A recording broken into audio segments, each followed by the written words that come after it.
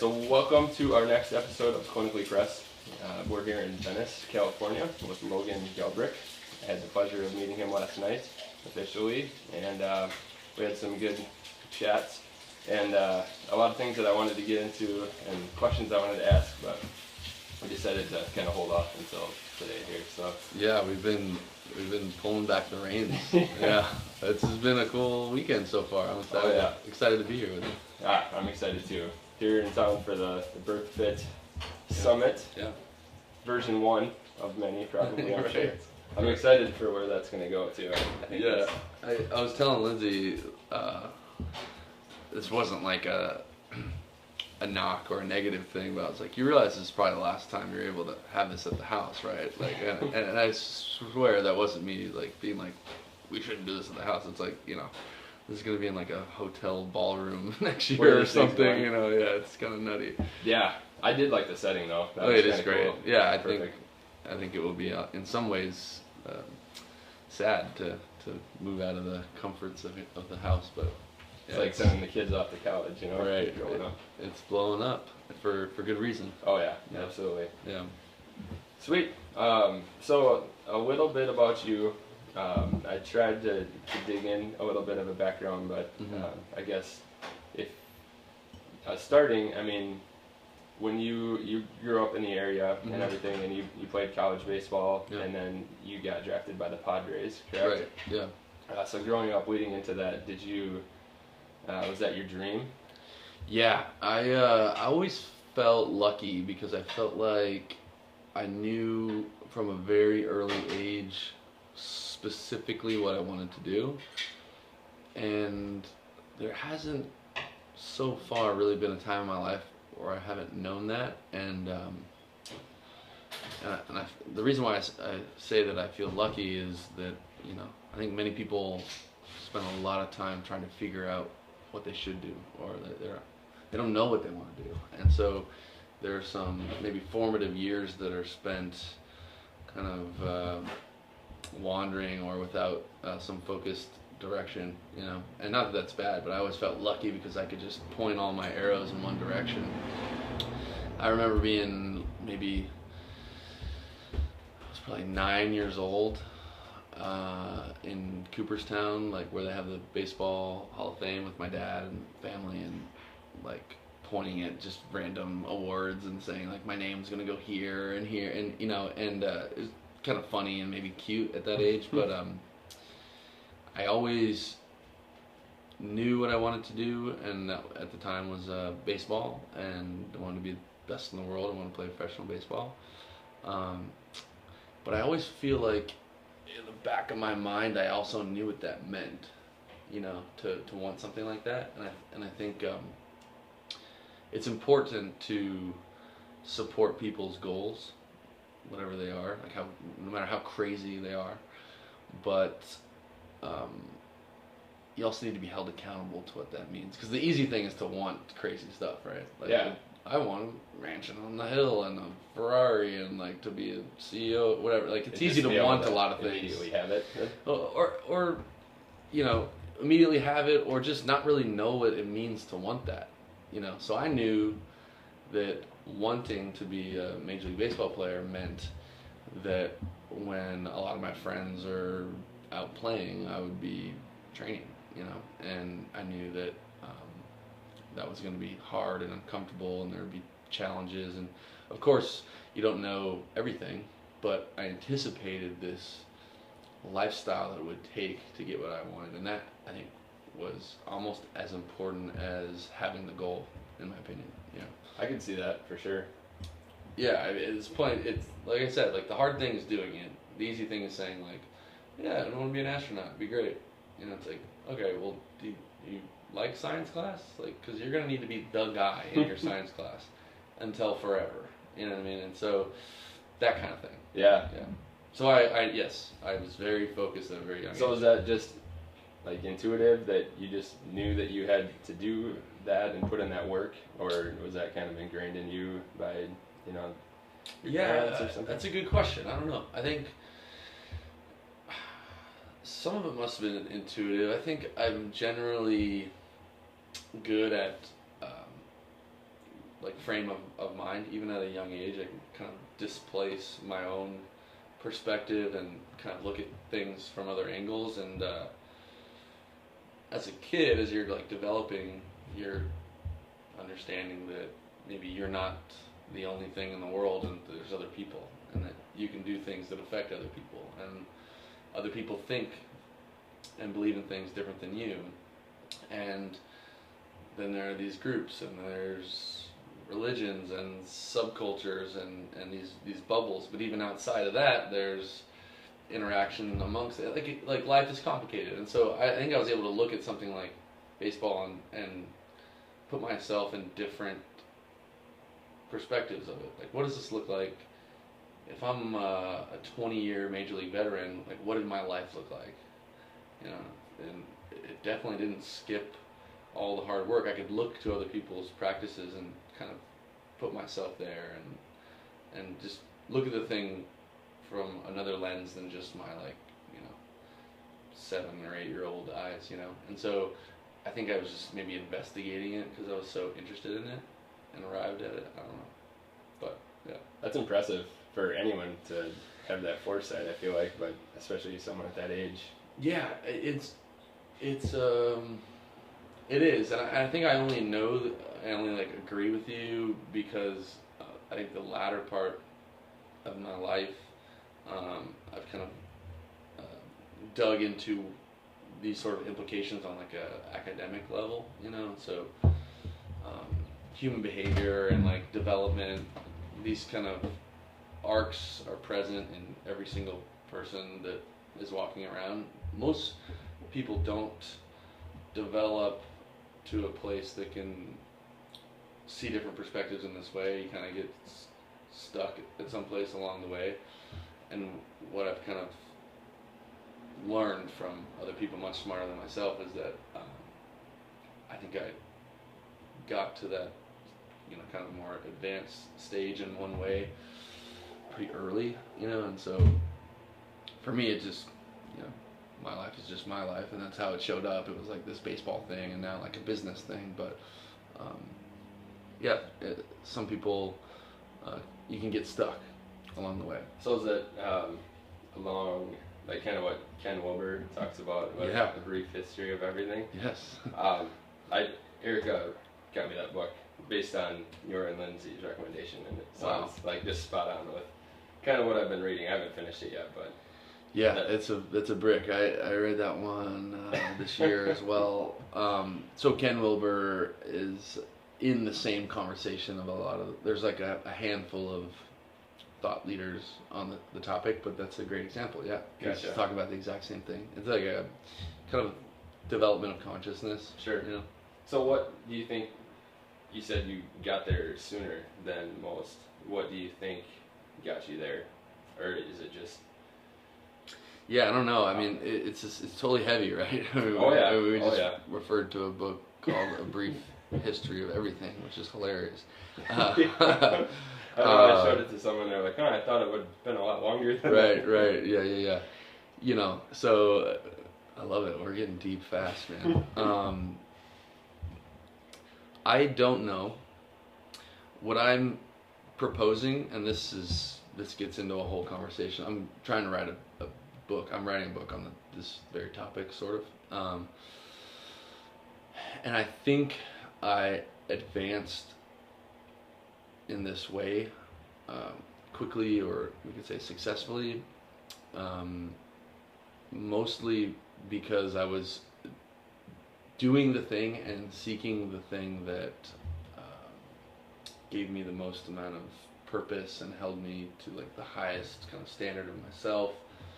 You know, I think life is a lot about chasing this intersection of challenge and preparation, you know. So if I practice a skill or some sort of pursuit or interest to a high level, but I don't meet that with an equal kind of an opposite challenge, then you're kind of coasting, right? Everything's easy. Yeah. It's kind of like knowing, you know, algebra 2, but like you're only sticking with, you know, subtraction or long division, you know. Conversely, we don't really get into a zone of like high performance if you're putting yourself in front of extreme challenges. To use the same example, like I just Google Algebra 2 questions all day long, but I've never learned, anything beyond just basic arithmetic. I can't match the challenge. I can't meet the problem ahead of me. And I think the kind of like golden nugget in life is to continually advance your preparation or your mastery of whatever it is that we're talking about with equal challenges, and so that you are continually growing. And so, as young as 7 years old or so, maybe even younger, I said there's this thing way out in the future, playing Major League Baseball, that I want to do.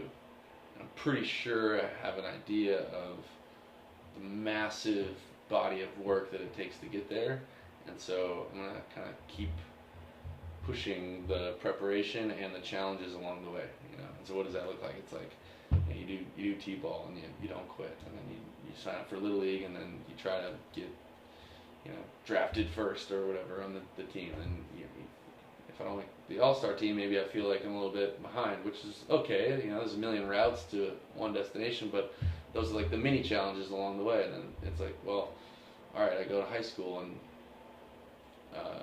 freshmen usually don't make varsity, so I got to figure out what does it mean to do that, and you accomplish that, and well, what does it mean to get a college scholarship or to get drafted, and so that covers a lot of bases, I think if you are pursuing something that is gonna, like I said, hold you accountable and speak to your purpose and fulfillment.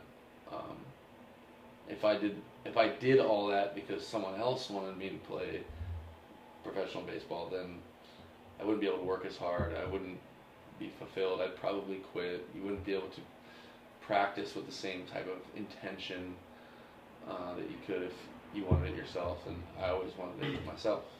You mentioned like, did that come from someone else? I had the coolest parents in the history of ever, and they would have supported me if I wanted to be like a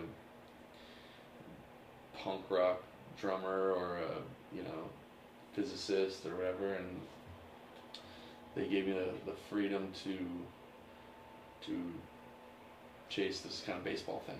And so baseball was just like the flavor or the type of conversation to, I think, learn all these lessons is how I look at it. Gotcha. That's cool. Yeah. I don't think I've ever had as intellectual or like in-depth or looked at baseball as much as like our conversation last night about just like your description of like what it entails to be a catcher, and then just managing all the different things, not only with the pitchers but with the game, and then with travel and just the season and everything all together. I mean, I never would have looked at it that way, and I've never heard it described that way. I mean, there's a lot going on, like we talked about last night. I think, firstly, not everybody's a baseball fan, and I did this thing for a living for a little while. I don't even watch it on TV. I remember when I got drafted, my brother was like angry at me that I didn't know who else was in the NL West. And he's like, dude, that is unacceptable. I'm like, tell me what time the game is. I was that type of person. So I just want to preface this by saying, kind of no one cares. Whatever your interest is, powerlifting, gymnastics, baseball, science, math, kind of no one cares. But that being said, if we're paying attention, there are things about each of our crafts that can be interesting, and they can have some transferability. Conceptually, the things that we talked about with baseball have some carryover to whatever it is. Maybe some treatment practice or some training practice or a career in another field, if you're paying attention to it. And I always, like we talked about earlier, felt like I had a different experience than most of my peers, because I was just, I think, paying attention to things that other people weren't paying attention to. It's kind of like you think we all can agree there are people that graduated from our high school or our college that, like, not like you're the same person. You both had two different experiences, and I would say there's plenty of people I went to business school with that I'd never do business with. You know what I mean? It's like we're sitting in the same classroom, but maybe we took away two different messages, you know? So I was definitely, you know, had my rabbit ears up during the whole baseball experience, kind of soaking up those dynamics. You know, it's a weird game. It's very interesting though. Yeah, that's cool. So business school, is that what you went to school for? Yeah, I went to the University of San Diego. I knew that I wanted to be entrepreneurial after my baseball career, or I don't know. I couldn't foresee how it worked, but maybe, you know, during my baseball career. And so I knew I wanted to study business. What I didn't know, what I couldn't have known, is that the University of San Diego was one of, I believe, 2 schools to build a dedicated leadership school as well. And so I had some additional credits from like AP things in high school to where I could sneak in this leadership studies minor. Wow. Without having to stay extra. I could finish in 4 years and all that. And so I dove into that, and I think that was a very beautiful complementary experience. Sounds like a valuable addition. Yeah, I mean, I was studying business on purpose. You know, I wasn't, again, I knew that I wanted to do that. I wasn't feeling my way through a major, you know, like, oh, I'll see what this is like. Yeah. It just so happened that this leadership school was there, which complemented basically what I was experiencing in practice, in real life, on the baseball field. You know, because the leadership school, you're basically talking about human development, organizations, specifically leadership, organizational culture, and that's in a very academic, you know, context. But essentially, like, I got to do homework by, you know, captaining the defense, you know, Division I athletic program that's trying to win a national championship. You know, so it's like, that's a big leadership role to fill. Yeah, you know, and so you're basically learning about concepts like flow, peak performance. What does that mean? What does it mean to get a group to go from point A to someplace better? And most people, you know, you talk about like street smarts versus book smarts, like most people in those rooms having those conversations in like the leadership school weren't applying it so directly, like an hour later, you know, on a baseball field playing against the University of Texas or something like this, right? Oh, yeah. And so it was this cool double whammy of learning, right? And I mean, all of these experiences kind of just, I think, teed me up for the things that I believe in terms of business and running, the gym and just the things that I'm doing now, you know. For sure. Yeah, I can't imagine just being able to apply that, what you learn immediately, and just kind of tweak your, test it along the way. Yeah, and like I said, you know, there's plenty of people that were there right next to me that maybe didn't hear all that, you know. And so I think I just kind of had my rabbit ears up, trying to soak it up, you know.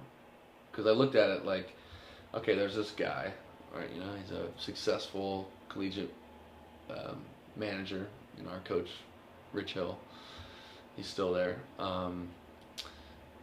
And he has a family, and he has goals, and he wants to be successful, and he's got a bunch of kids that his entire livelihood depends on.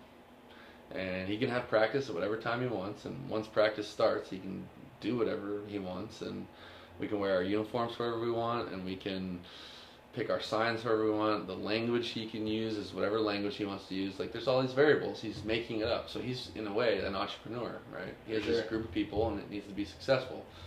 How do you do it? And I was specifically observing that dynamic through the context of a lot of the things that we discussed in school. And it's amazing when you look at it that way. You know, performance, like high performance, is the best petri dish for a lot of these lessons. You know, like it's hard to look at a case study of, you know, performance or human development if you like say, hey, we're going to take a look at this Applebee's. You know, it's like maybe there's some things to take away there, but I want to look at the margins, like extreme failure, extreme success. It's like, so how do the Navy SEALs operate? You know, how do high performance athletic teams operate? How do, you know, innovative, challenging, fringe, pioneering brands operate? You know, and so it was this cool like opportunity, like, hey, I'm learning about this thing, and what better place than an organization that cannot deal with failure. You know, like you need to win right now. Right. And if you can't win, bye, someone else will come win, you know. And that kind of like cutthroat reality is so cool to look at, you know, leadership and organizations and the intricacies of them. Because what I learned is when you get into the real world, or whatever that is, you know, being an adult or whatever. Yeah. Not everybody's playing by those rules. You know, it's much safer, in my opinion. I don't know. I don't want to like piss people off, but like, I kind of think it's kind of easy. Sure. You know, like most people aren't having that conversation. So, to have success or to be good in like the real world, I would say, is it's a different standard, I think. You know, and it's almost like in reverse, like not doing anything wrong is not doing anything terribly wrong or too bad or catastrophic for your, you know, organization or family or whatever it is that you're doing is pretty good. Yeah, but that's all it is. Pretty good doesn't even get you in the conversation when you're trying to, you know, put a rocket in space, win a national championship, you know, kill someone in battle, you know, or whatever, you know, like extreme examples, Yep. you know, and so I was really lucky in that way. So far it sounds like I'm really smart, but this is like not what's happening. Like you know, whatever, we're just talking about like, I got pretty lucky on the way, being exposed to all this stuff. But you took that and were able to use it though. Yeah. I mean, anybody could have been exposed to it, like you said, Right. those individuals in those classes, and I mean, it's what they choose to do with it. So, Right. I mean, you obviously had to pat yourself on the back a little bit with that. Yeah, I just feel pretty fortunate. That's You cool. know, being surrounded by some pretty awesome folks. You know. Yeah, that's great. Yeah. So, after your baseball career ended, Yep. did you foresee where you would be right now? Like, was this the goal, kind of like you had for baseball? You know, you had, like, I know I'm going to do this, or is it just kind of like kind of going out there, heading this direction, and Right. it just happened that way, I guess? So I had some ideas. It's funny because firstly I want to say I don't believe in like a plan B thing. Like it wasn't like I want to play baseball and chase this thing, sort of, kind of. But if it doesn't work out, I got this. Like I think that's like cowardice, and I think that's one thing's for certain. If you go about your business in that way, is you won't do the first thing. You know, you won't do plan A. Yeah. Especially if plan A, especially if plan A is as aggressive as it should be, you know. So I was not like hedging against the risk of failure. However, that being said, living the, you know, whatever life I lived from age 0 to 23 or whenever I was done, I knew that I wanted to be entrepreneurial. There were things that I liked about it. There was this like rigor of performance and this kind of freedom and an opportunity to lead and be creative.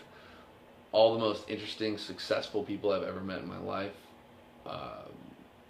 didn't finish high school. They were entrepreneurs. They started something from nothing, and they built a life of happiness and freedom, like with their kind of own free will type of thing.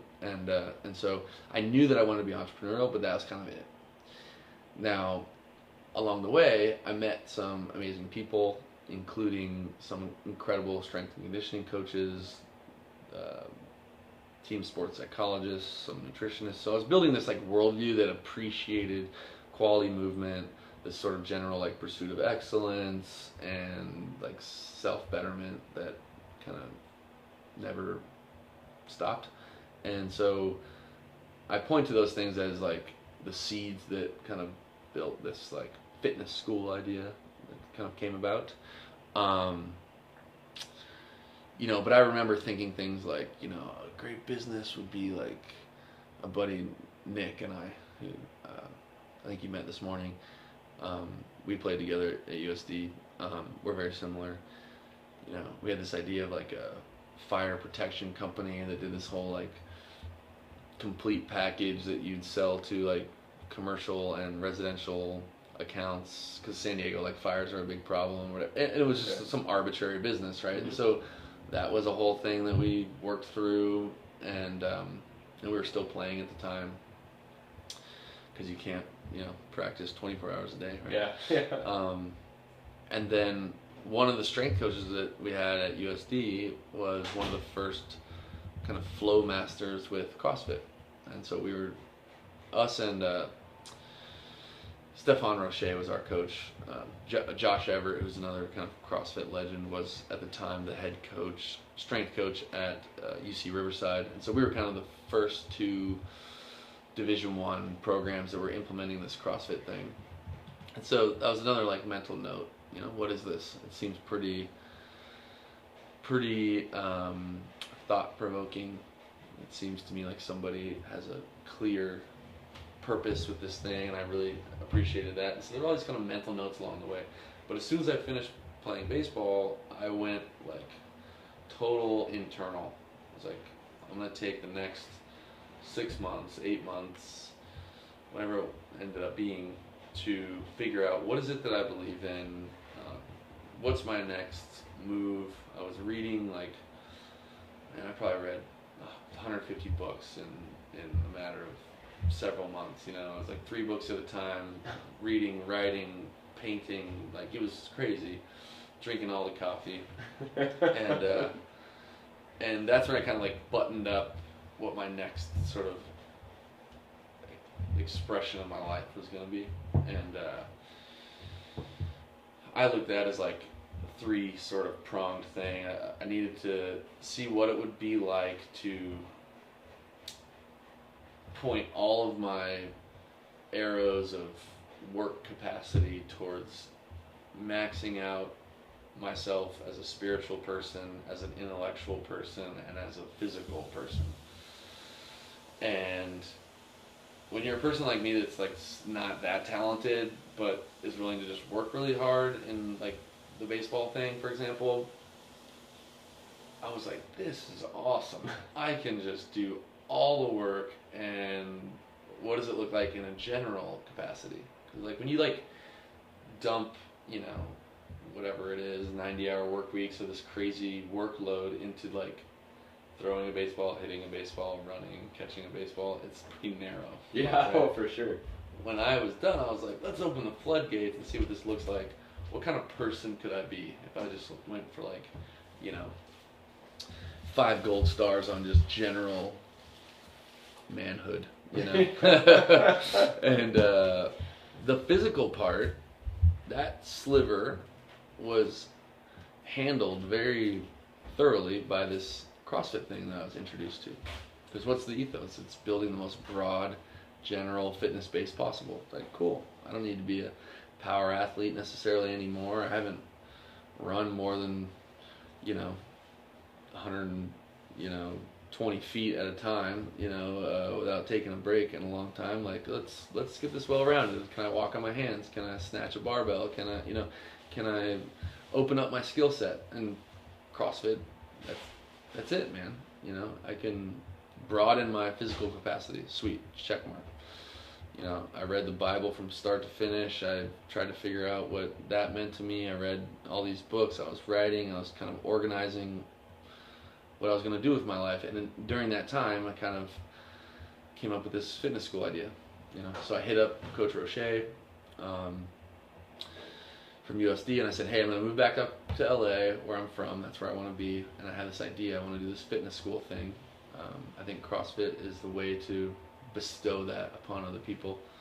And at the time, I did this whole business plan. I thought that I wanted this thing to be in Manhattan Beach, similar but different kind of beach town to Venice. I thought it was a good demographic and a great lifestyle place to live and all that. And I said, who should I go learn from up there?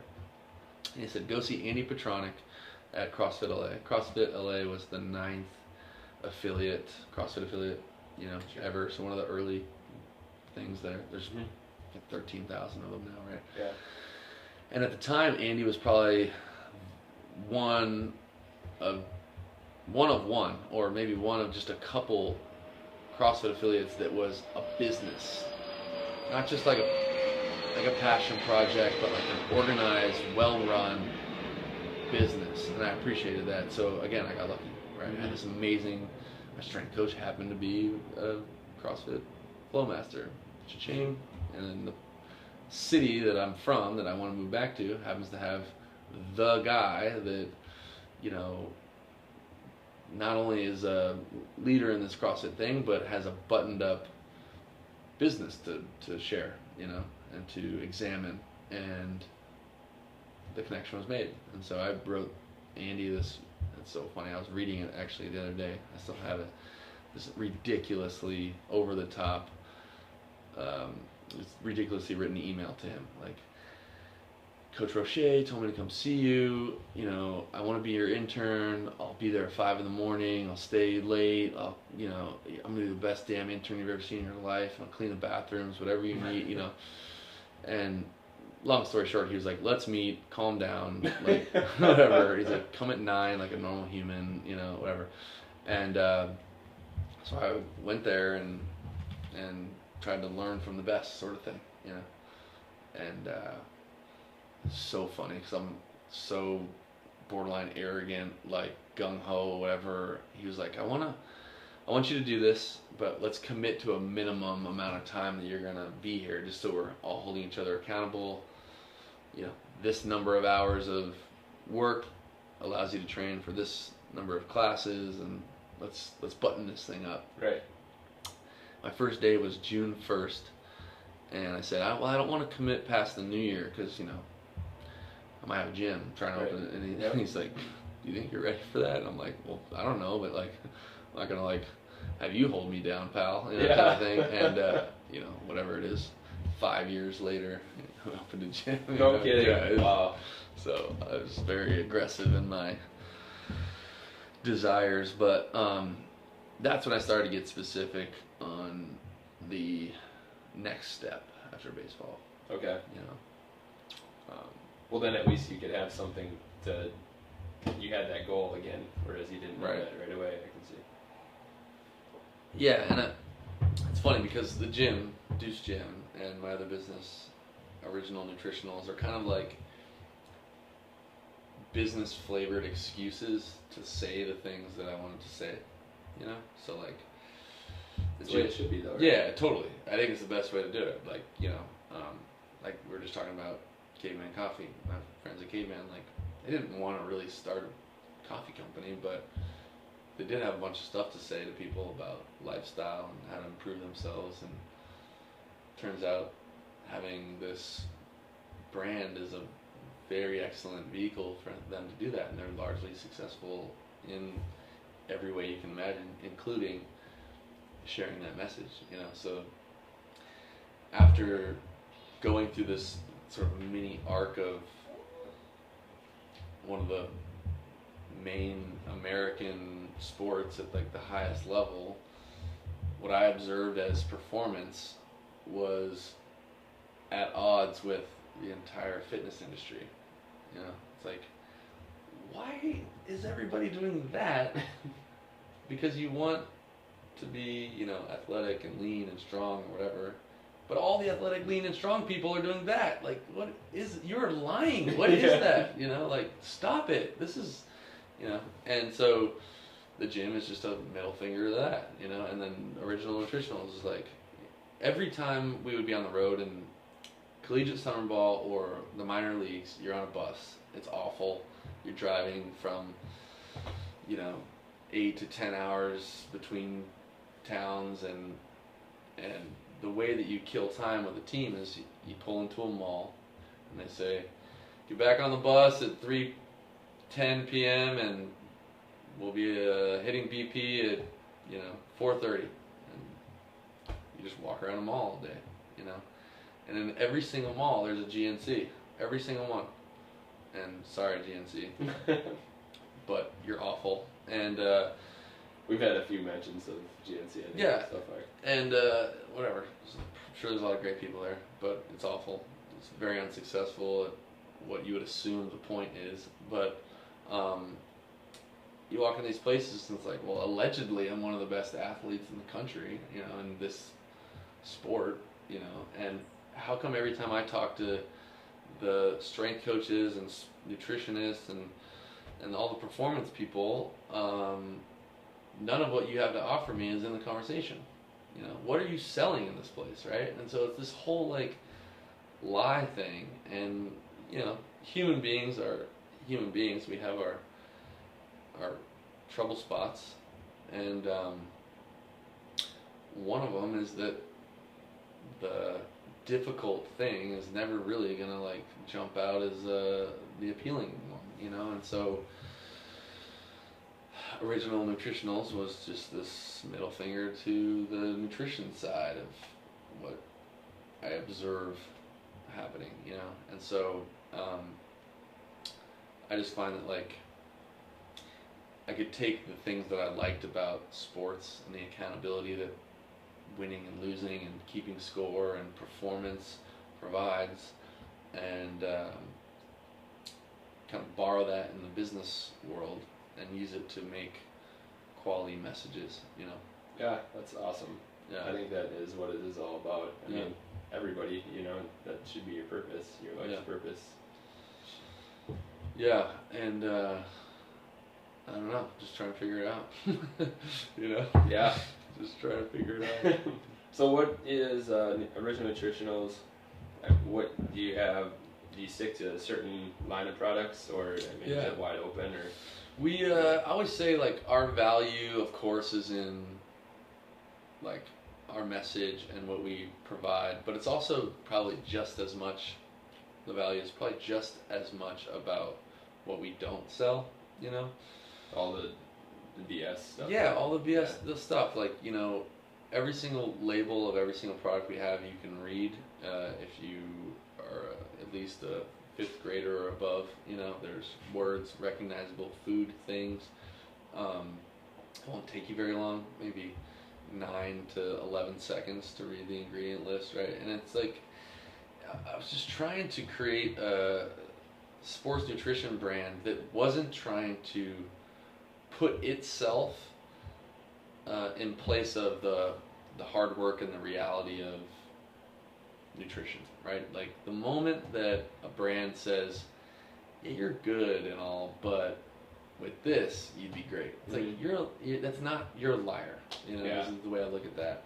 And so I wanted to create this place that was kind of a safe haven for what we kind of call clean athletes, you know, people that have a certain worldview that respect and appreciate real food-based nutrition, and seek performance through quality fuel, you know. And so we do omega-3, liquid omega-3 really well. That's our core business. That's where we started. There's 2 products that we have there, a general omega-3 that's called functional O3, and then a performance O3 is the second product, and that's kind of the highest performing omega-3 that I've ever seen. It's if you know a lot about fish oil, it's a high EPA product. EPA tends to, in the literature, speak to the anti-inflammation, protein synthesis, recovery story, whereas DHA is often very beneficial for like cognitive function, eye health, etc. Our bodies convert DHA well, but we wanted to make something that was maybe more in the conversation for an athlete. I'm just interested in being a high-performing physical specimen, and so that's what that is. Along the way, I saw a product that I liked in coconut butter. It wasn't coconut oil. It's delicious. Coconut butter. It's like the meat of the coconut whipped up, and then I just decided I like coffee, so we put some coffee grounds in there and sea salt and cashew butter and made this kind of real food based snack thing. It's sort of like the rebuttal to goo, Oh yeah. Goo is like this science project that you eat when you're running way too far, Yeah, and right. so Oh, that's delicious. Yeah. Your cashew. Yeah, What I don't even. Cocoa Java nut butter. Oh, man, So that's it's so the name good. of the thing. Really good. And then we recently launched proteins, and I was super hesitant to do that just because, again, I'm like this weird anomaly. Like, I own a gym, but I'm not like super obsessed with fitness. Like I do it and I'll train for the rest of my life because it's important, but I'm not like happiest when I feel like I'm gonna puke. You know what I mean? Sure. Like there are those people. Yeah. Same thing about like the supplement thing. I was not the supplement guy. I took fish oil and ate real food because that's what my coach told me to do. I'm not the like nerd with like 20 shaker bottles, like trying to figure out some crazy concoction. I was never a meathead. I wasn't the guy at the YMCA like trying to get biceps. I never did any of that stuff. And so I have this like sensitivity to the thing where I didn't want to like be that brand, but I started drinking raw goat milk because I'm involved in the sport of strongman and I'm like a skinny guy at heart, so I'm like a hard gainer guy. My whole life I've just been trying to weigh 1 pound more than I did the day before. Sure. And so raw goat milk was an amazing find for me. Nutritionally, I didn't have any of the consequences that I had drinking milk in terms of inflammation, and I get really nasally. There's like a kind of inflammatory thing that I experience, and I get the same way. yeah. And goat milk didn't give that for me, specifically raw goat milk. And so my partners were like, let's grow the line and let's see what we should do next. And I said, does anybody do goat protein? They're like, yeah, for sure.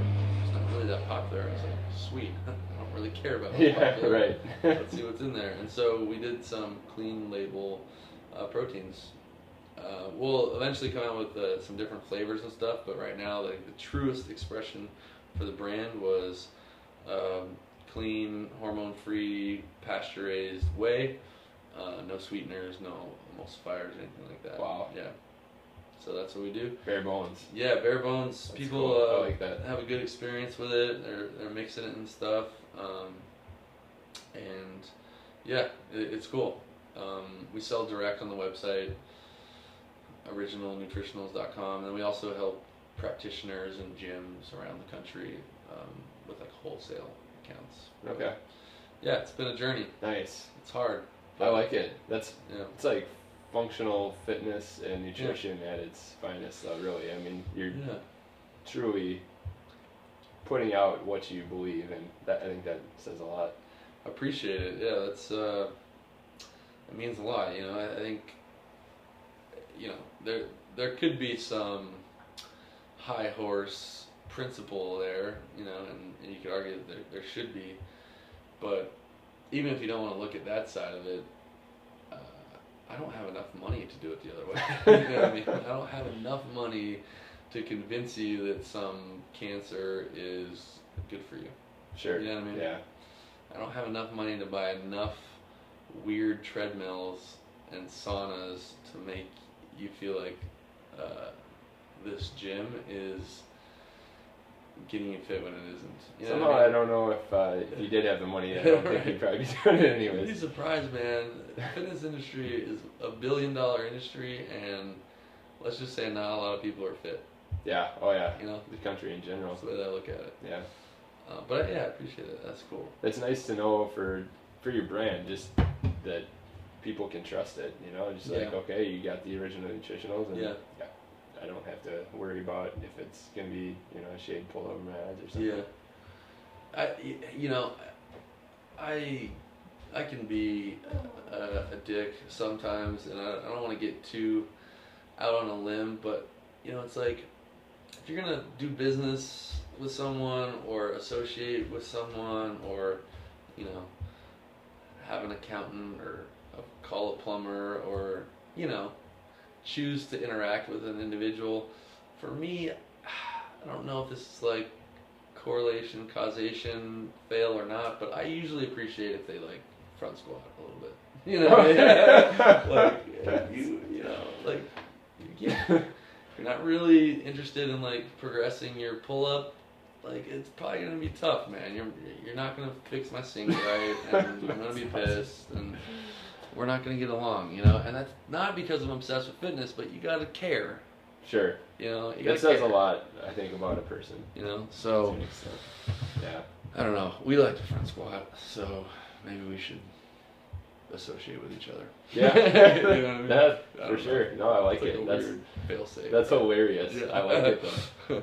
That is hilarious. I'm Yeah. gonna have to start implementing that. You know, but you always give people a chance. I just tend to observe that.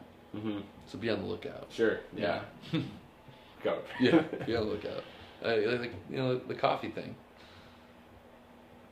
I personally can't find a better tasting coffee, and these people like to lift Atlas stones. And I don't necessarily think those things are correlated, but it's a coincidence that I am on the prowl. They go well together.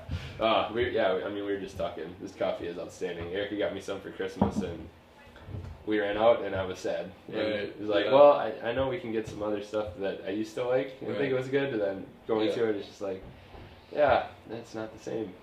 All you gotta do is try your best, right? So if you're dealing with people that are doing their best, it all works out, you know. So how do you, I guess, with the gym, Yeah. just kind of real quick, what do you strive for that sets you apart? Because I know that you talk about, you know, the things that you liked with CrossFit, and not all CrossFits are made the same. Yeah. You've got a ton of CrossFit certifications, and it looks like, I mean, you Yeah. have a well-rounded background. So what do you implement there that makes you different and kind of sets you apart, I guess? Well, I think there's a couple things. First of all, fitness is so weird. It's just like food and politics and religion, where it's like very emotionally charged. You know, it's very polarizing. And so I'm sure there's people listening, like as soon as you say the word CrossFit, there's like opinions happening in people's heads. It's like they're going crazy. Some people maybe turned off the podcast. Other people are like, I can't wait till this dude says something dumb and I'm going to crush him. You know? So fitness people are weird, part one. Part two, I think we are very clear on what we are and what we aren't. Now, the gym offers a lot of things, so they are kind of like, you can look at it as like products. So our GPP program, General Physical Preparedness, that's a thing. We didn't invent that. You know anything about human performance, you know what I'm talking about. CrossFit just so happens to be a GPP program. The outcome, the desired outcome, is to improve GPP. It's not to get you ready for a football game on Friday. It's not to get you ready for your powerlifting meet. It's not to get you ready for a yoga off. The goal is broad, general, inclusive fitness. There's a lot of people that are obsessed with and love and wear the weird socks and post all the CrossFit photos on Facebook that can't tell you what CrossFit is. Conversely, there's a lot of people that just MF'd you and I because we're talking about CrossFit on the podcast, and can't stand it and rant and rave and get all out of whack about CrossFit that also can't tell you what it is. Oh yeah. So I view that as a problem. I don't really care if you're obsessed with it or you hate it, but anyone that is interested in training with us, we set the stage for what that is. We try to educate and provide some context of what this is and what it isn't. As it turns out, this idea of improving GPP is pretty universally relevant. Right, so just being generally a little bit more flexible, a little bit stronger, having more capacity and kind of a longer duration thing, being a little bit more explosive, like broadening your capacity in a very general way tends to be beneficial regardless of your goals. Some people are like, I just want better abs. Cool, man. Just so happens, side benefit, maybe. Right. You know, I want to feel better. Cool. Side benefit. Got you. Mm-hmm. Some people are competitive trail runners, but they can't touch their toes, they can't squat, their hips don't work, they have low back pain, they're not strong people, their posture is poor, etc. Not telling you that constantly varied functional movement done with a little bit of intensity is the world's best trail running secret sauce program. But it tends to broaden that base of the pyramid so that they can express themselves maybe a little bit better in whatever specific endeavor that is. For sure. And then they're at decreased risk of injury, in my opinion, too, just because they have For sure. more stability and flexibility and all that. For sure. And so what I'm getting at, I can be so long-winded. I like it. It's good. It's good when... What I'm getting at is that we're very clear that that's what we are.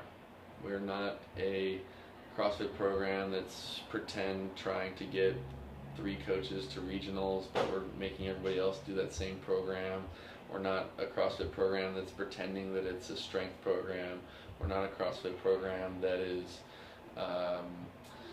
CrossFit light that avoids heavy weights. Right? It's what it is, and that authenticity is helpful for everybody involved. It holds us accountable as coaches. It yields the best, truest results to the goal, to the people, because the mission is clear.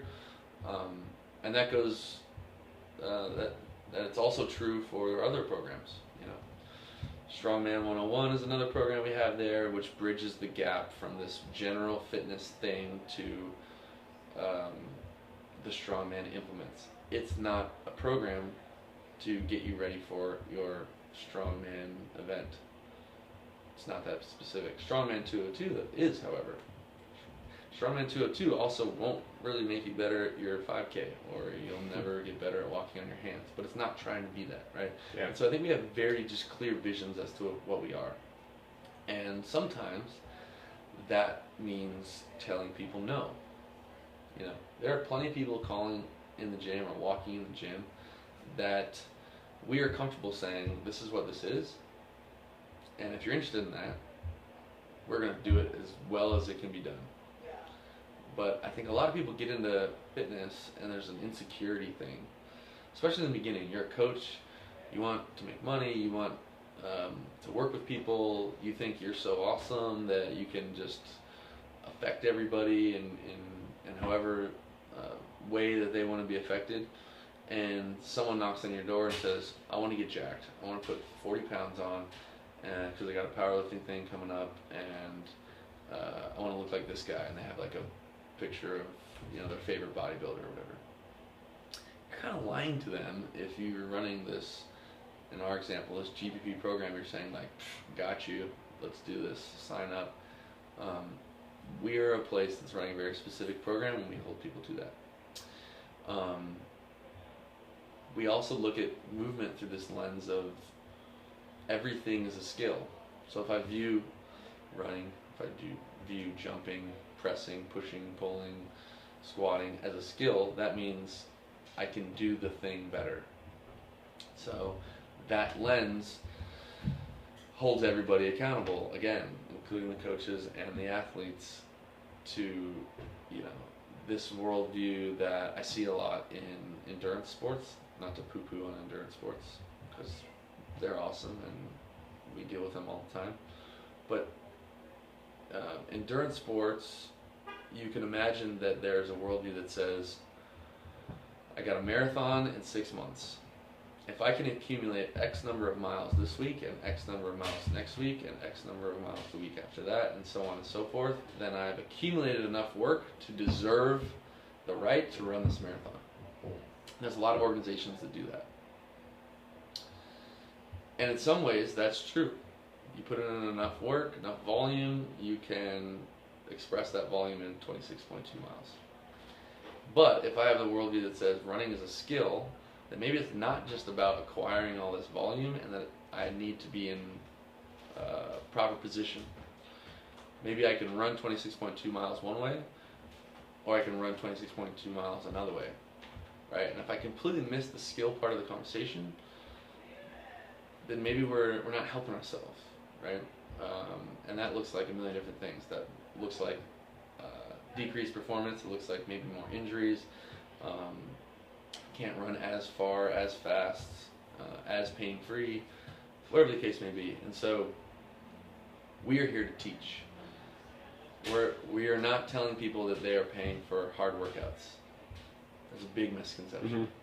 You know, so we explain to people, hey, this is what we are, this is what we do, this is what CrossFit is, this is how we might be different than some CrossFit gyms. But I have completely failed you if you walk away from here saying, oh, I bought 10 classes a month down at that gym on the corner. You bought the best coach you've ever had in your entire life. We're going to do 10 workouts, maybe, if that's what your membership is. But the workouts are on the website every single day. Go to deucegym.com, bottom of the blog, get as fit as you want for $0. Go to 24 Hour Fitness. You're paying for a coach. You're paying for structure and enrollment in a program that's going to, like school, evolve you into something better than you are right now. And I think that's lost on a lot of people. You know, people are like, yeah, we're going to get it, turn up the music, and it's magic. That's not what we do. And not to say that that's right or wrong or whatever, but in our thing, I think that's why we're successful. You know?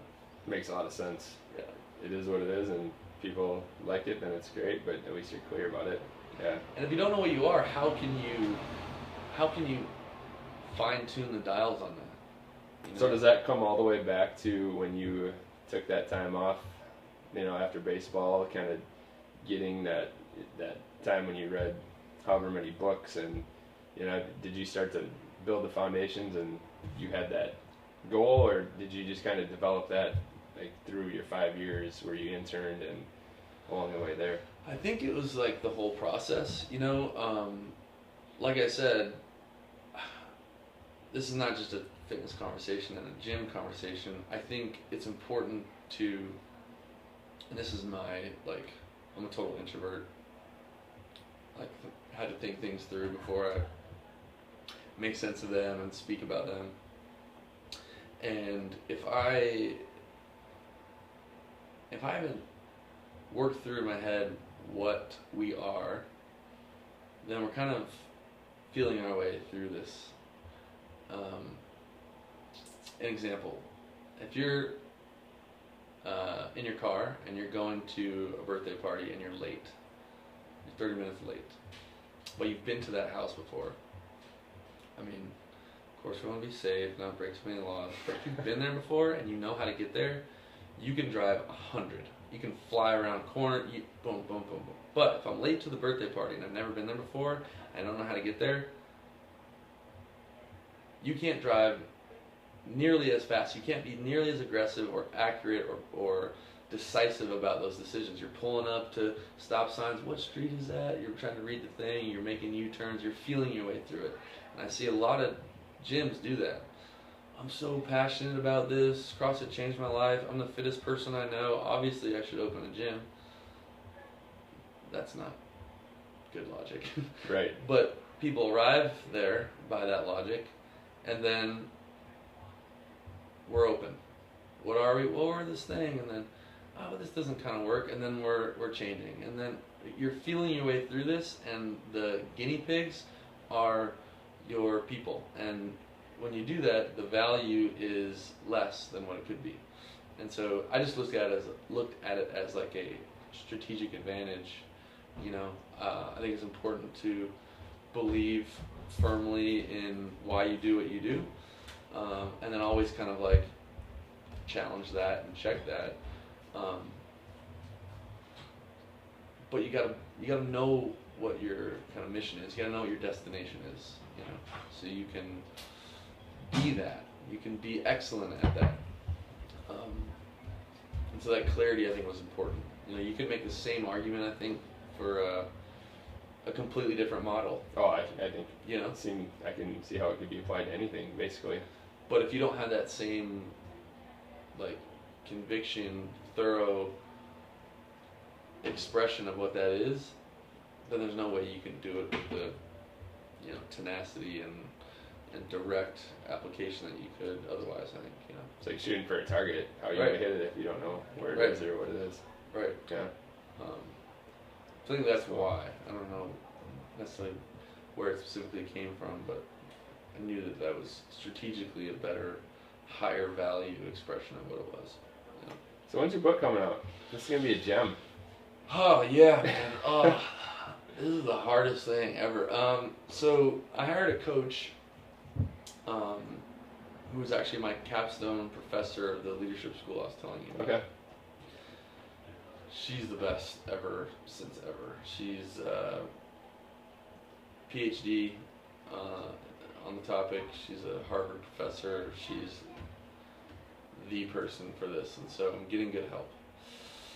So we've started a process that's going to be 6 months long, and I'm going to work really hard to beat the kind of time checkpoints that we have.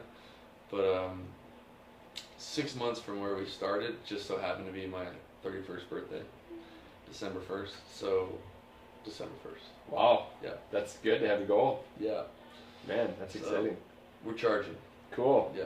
I'm looking forward to it. Yeah. I think it'll be good. I'm going to have to I hope so. plug the crap out of it. I have a knack for trying hard stuff and being pretty okay with falling flat on my face. So just keep upping the ante. I think you say stuff well, though. I mean, I don't follow your blog all the time, Yeah. but every once in a while, Erica will send me like, a really good one. And Oh, thank to you. the point and say Thank you. things well, though. So I'm looking forward to it. Thanks. Yeah, it'll be powerful if I do my job right, I think, you know, so Yeah. we'll see.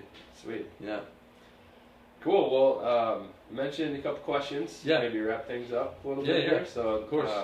What is I don't know where you want to start. Maybe since we're talking about books, Yeah. start right there. Do you have any recommendations? I do.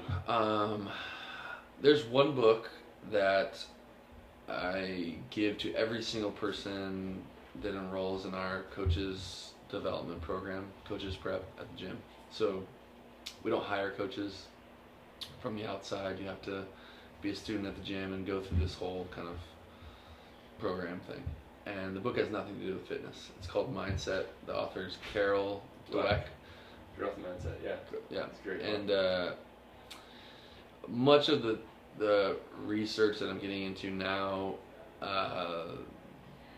these authors are often referring back and forth between what Carol's doing. And the reason why I recommend this book to everyone, I buy like 12 copies at a time, and then when I'm done giving them away, I just buy more. And so there's a stack of them at the gym.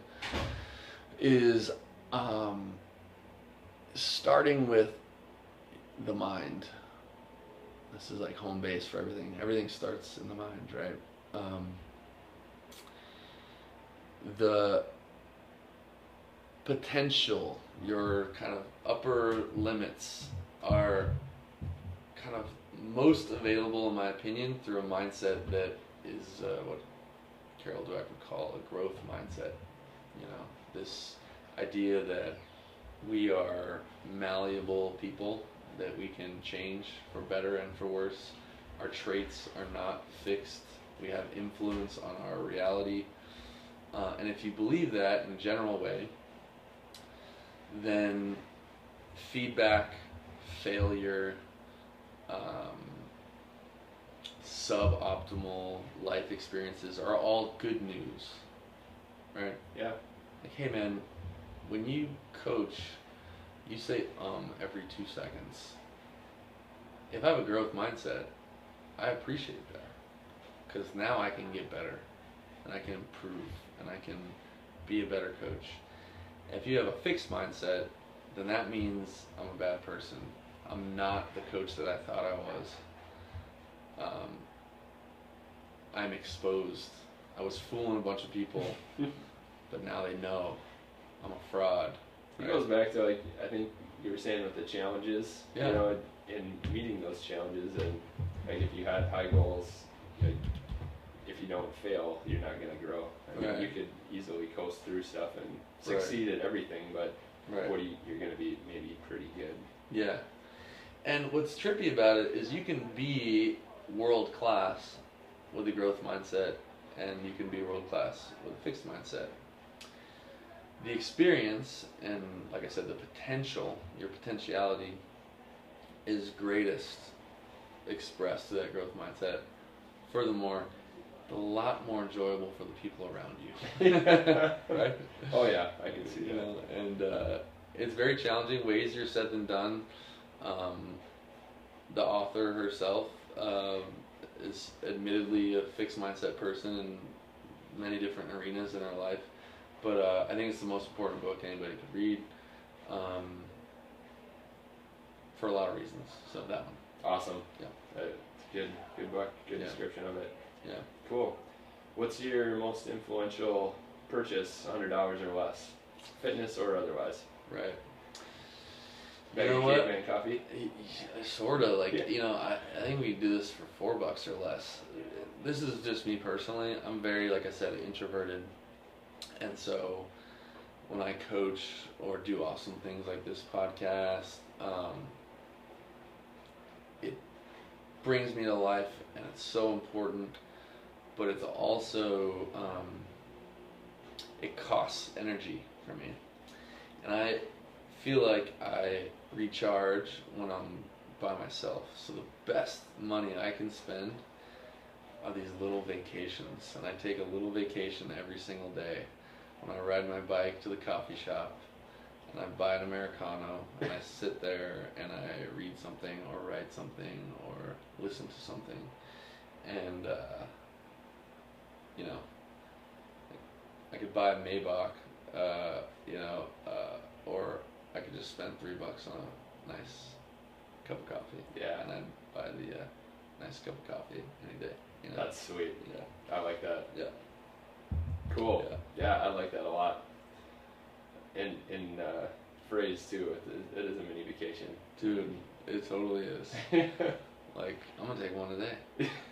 I'm going on vacation today. Yeah. That's great. Yeah. All right.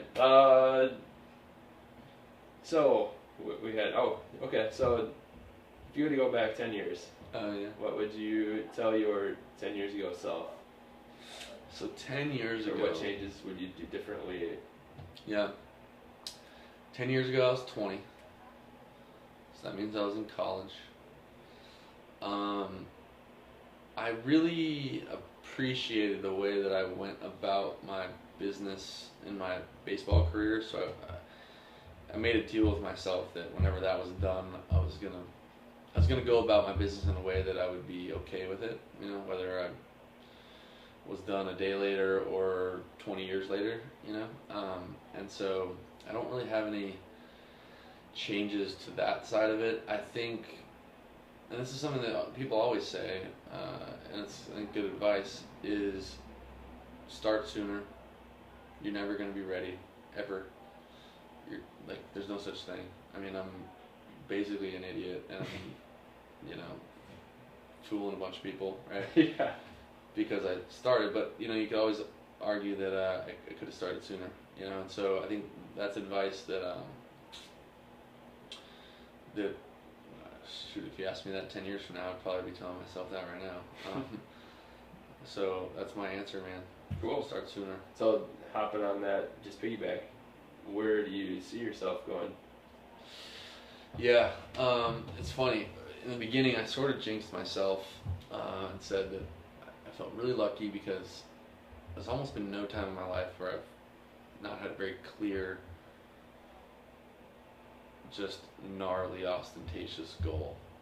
I've always had pretty clear vision of like where I wanted to go. And ever since that, period when I was organizing my thoughts and vision for what I'd like to do business-wise, I think it's almost time to do that again in some ways, to introspect and really figure it out. So my partial answer is I might not know. Some of my ideas, however, are kind of doing more of the same better, right? So the gym, we're trying to grow that in a bunch of different ways, doing a lot of projects with like the media thing, working on executive producing a TV show that would feature the gym and what we have to say. Deuce Gym will be bigger, going to get the building next door somehow, some way, whether it's 10 days from now or 10 years from now. We have another gym in Torrance, Deuce Athletics, that is going to need to expand and get a new home. If we can continue to grow and develop rock star people like we have, there will be more Deuce gyms, and spreading that message. When I write this book, I think it's going to open another conversation for what I'm doing, and I think that might mean talking to people and a podcast about that stuff, and I don't know, but I'm trying to figure it out. Sweet. Yeah. I think no matter which direction, it's going to be good ones. Yeah. Thank you. Yeah. Appreciate that. Yeah, you guys are, your whole family's been really meaningful to Lindsay and I, and you guys are very inspiring as well. So it's crazy that we've never met, but yeah, it is. Super connected. It is crazy too that you guys are moving back to Wisconsin to set up a Deuce up there. I can't believe you're doing that. Yeah, it's gonna be great. It's nuts. We're almost packed up. Yeah. Till winter hits. Yeah, exactly. So last question: do you have any take-home tips? And ask of people. I'm sure you have plenty, or like maybe a few take-home tips just to a general person. Yeah, it's one, and this is kind of the synopsis of the book that I'm working on, distilled down into one ask, and that is that in every kind of avenue of your life, whoever's listening to this, you know what I'm talking about.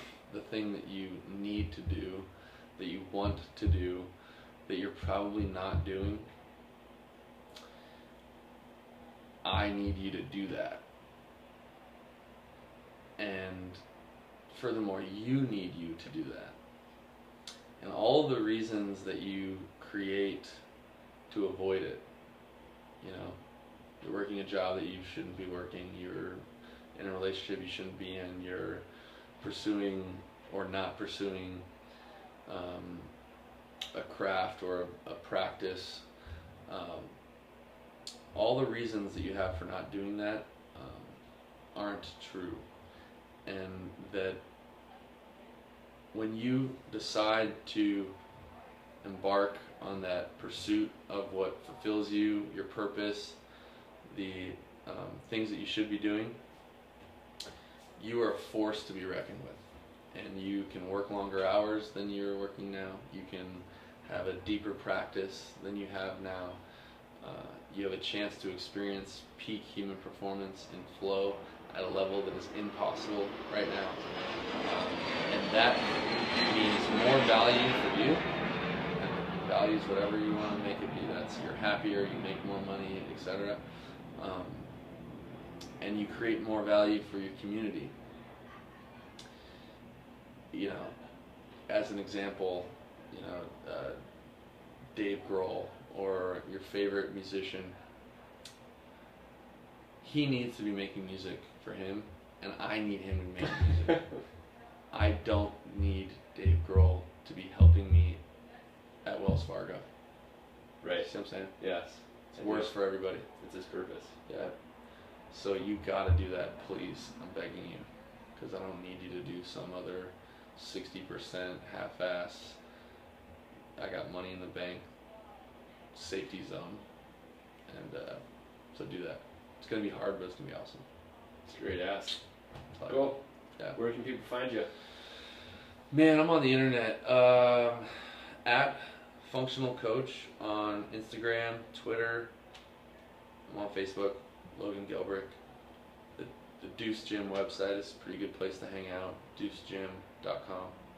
DEUCE gym.com. There's a blog every day. I always tell our people that if I had the choice of them training and not reading the blog, and reading the blog every single day and not training, that they'd be better off if they just read the blog every day. Oh, yeah? There's that. Cool. OriginalNutritionals.com. That's all I know. Sweet. I'm going to have to check out that blog every day now. Yeah, I know, right? Cool. Thanks a Thank lot, you. Logan. Yeah. Appreciate it. It's Thank been you. Great. This is great.